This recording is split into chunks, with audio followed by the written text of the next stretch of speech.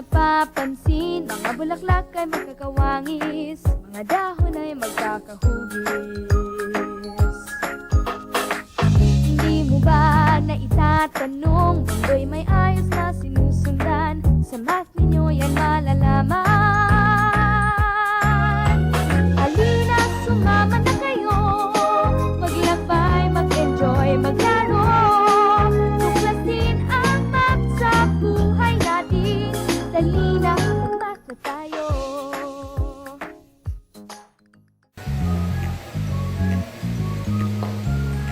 Wow! That's amazing, sir! But I cannot solve that one. I agree. You cannot solve this one unless you change the way you are thinking and you start believing that you can. Actually, that's the common problem with us. We immediately decide what we can do and what we cannot without even trying. Well, maybe I should give it a try. Yeah. By the way, why are you here? Oh, sir, can you show us something amazing in math? Sure. Let me have a pen and paper. So I'm going to show you an astounding result. Astounding result? Yes. Let's have it. Get 1 plus 2. What will be the answer? That's too easy, sir. 3. How about 1 plus 2 plus 3? 6. 6. How about 1 plus 2 plus 3 plus 4? 10. So that will be 10, right? Very good. And what can you notice about these numbers? They are increasing. They are increasing, right? And what if I add numbers until infinity?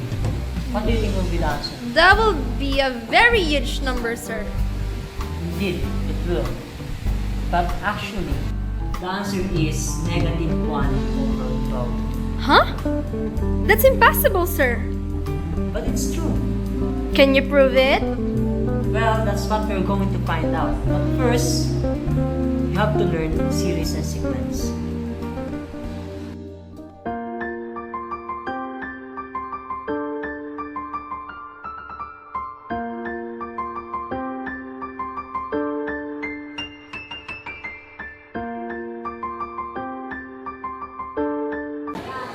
Anong meron sa punong yan, sir? Matt! Ha? Ha? Matt! Nasaan yung anong mat dyan? Nasa may mahinis dyan? Hanapin nyo nga! Tara Wala. na!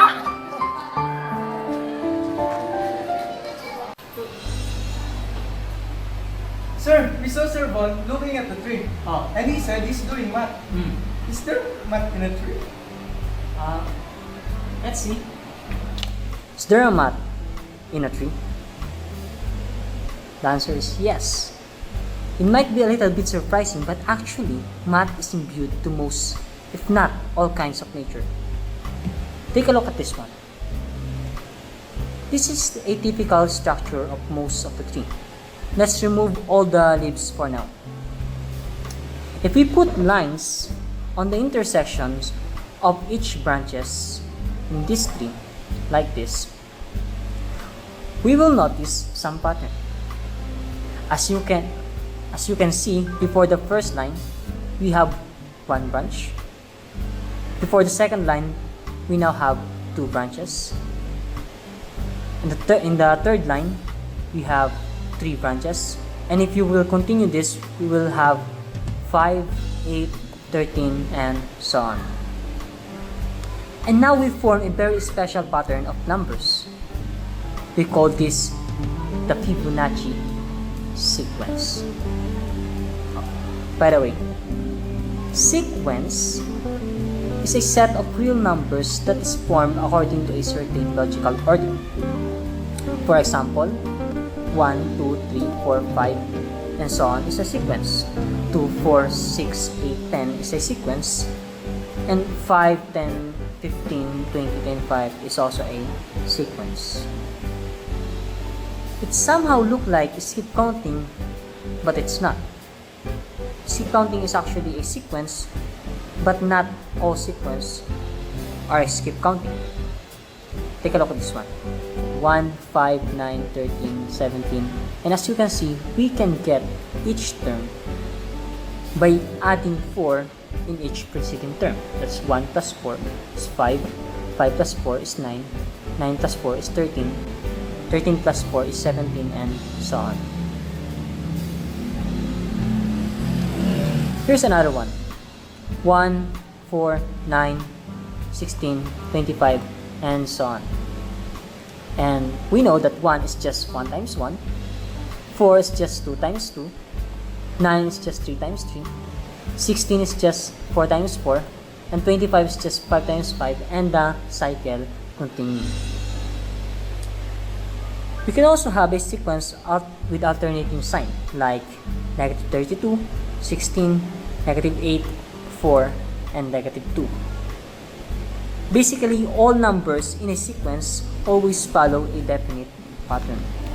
Now, going back to Fibonacci sequence, these numbers can be appreciated in many different ways. From the standpoint of calculation, they are easy to understand as 1 plus 1 is equal to 2, 1 plus 2 is equal to 3, 2 plus 3 is equal to 5, 3 plus 5 is equal to 8, and so on. Indeed, the person we called Fibonacci was actually named Leonardo Pisano, and his number appeared in his book Liber Abaci, which taught the Western world the methods of arithmetic we are using today. In terms of application, Fibonacci appear in the nature surprisingly often. Like the numbers of petals in the flower is typically Fibonacci, or the number of spiral in a sunflower or a pineapple tends to be a Fibonacci as well. In fact, there are many more applications of Fibonacci, and I can talk about it for the whole day, but I guess we will just save it for the next time. While Fibonacci is a special kind of sequence, we also have common type of sequence, like arithmetic sequence and geometric sequence. An arithmetic sequence is a sequence in which the difference between any two consecutive terms is the same. For example, 3, 5, 7, 9. If we take the difference of two consecutive terms, say 5 and 3, the answer is 2. And if we take 7 and 9, we will have common answer, which is 2. On the other hand, a geometric sequence is a sequence in which each succeeding term is obtained from the previous term by multiplying it by the fixed number called common ratio. For example, let's use the sequence 32, 16, 8, 4, 2, and 1. We can see that we can obtain the next term by multiplying the preceding term by 1/2. Moving the discussion further, we introduce the series as the sum of the terms in a sequence, like this. Using the sequence 2, 4, 8, 10, 12, 14, 16, we can get the partial sum S5. That will be 2 plus 4 plus 8 plus 10 plus 12, which is equal to 42. Okay, sir. Now I know the sequence and series. Now, can you show me how it became negative 1 over 12? Sure, but there is still something we need to know. First, to solve the sum of all natural numbers, we need to look at few different sums. Okay, so we need to have 1, negative 1, plus 1, minus 1, plus 1, minus 1, plus, and so on. And we call this the S1. Okay? Then let's have another sum, S2. That will be 1, minus 2, plus 3, minus 4, plus 5, minus 6, and so on. And of course, we need to know what we want to know. That will be 1 plus 2 plus 3 plus 4 plus 5 plus 6, and so on. Okay. So first, we have to evaluate these sums. We start with the S1. So how do we evaluate that one? Now, clearly, if we stop this at any point, for example, we stop here, the answer will be 1, right? If I stop in the even point, that will be 1 minus 1, that will be 0. Here is 1, 0, 1, 0. But the question is, where are we going to stop? Are we going to stop with the odd point, or are we going to stop with the even point? we don't know. So you take the average of that. So 1 plus 0 is equal to 1, and getting the average, that will be 1 half. Meaning S1 is equal to 1 half. Okay, so now we're going to get the S2. That is 1 minus 2 plus 3 minus 4 plus 5 minus 6 and so on. Right? To evaluate S2, what I'm going to do is take 2 copies of S2. So I have another S2 here. That's 1 minus 2 plus 3 minus 4 plus 5 minus 6 plus and so on. And of course, if I do this, I will have 2 S2. Now, we're going to do something different. We're going to move this S2 a little bit to the right. So that will be like this. 1 minus 2 plus 3 minus 4 plus 5 minus 6 plus 4. Then move it to the right, it will be 1 minus 2 plus 3 minus 4 plus blah blah blah. And that will still be the same. So adding this, we will have 1 plus 1 is 1, negative 2 plus 1 is negative 1, 3 plus negative 2 is 1, negative 4 plus 3 is negative 1, and the cycle continues here.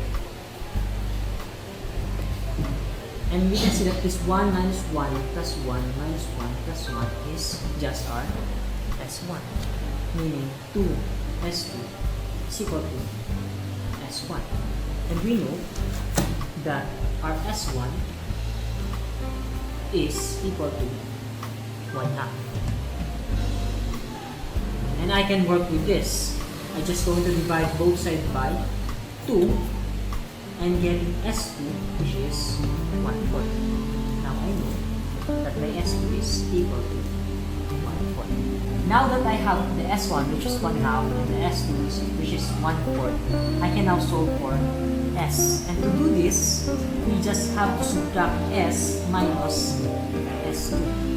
So our S is the all natural number. So I'll just write it like this. And our S2 is 1 minus 2 plus 3 minus 4 plus 5 and so on. And if we subtract this, that will be 1 minus 1 is equal to 0. 2 minus minus 2 is 4. 3 minus 3 is 0. 4 minus minus 4 is 8. And you can see that the pattern continues here. It will be 4, 8, 12, etc.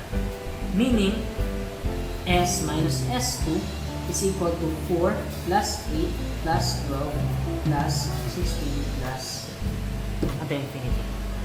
And this one, you can change it to, you can factor out 4 and leaving 1 plus 2 plus 3 plus 4 until infinity. And of course, we know that this one is just our S. Right? So meaning, that will be 4S. And I know what is S2. Our S2 is 1/4, right? That will be S minus 1/4 is equal to 4S. And I can now play with this. I can now solve for S. So what I'm going to do is to transpose S, the other side, that will be 4S minus S is equal to 1/4. Negative 1/4. Then 4S minus S is 3S is equal to negative 1/4, and again divide both sides by 3 to get S, which is equal to negative 1 over 5. Meaning the sum of all natural numbers is negative 1.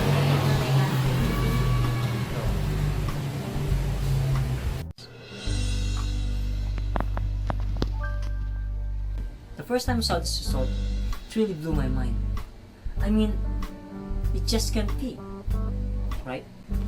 But then when I look at it again, I said, wait, hold on. Yeah, this can be true. I tell you why it should be true.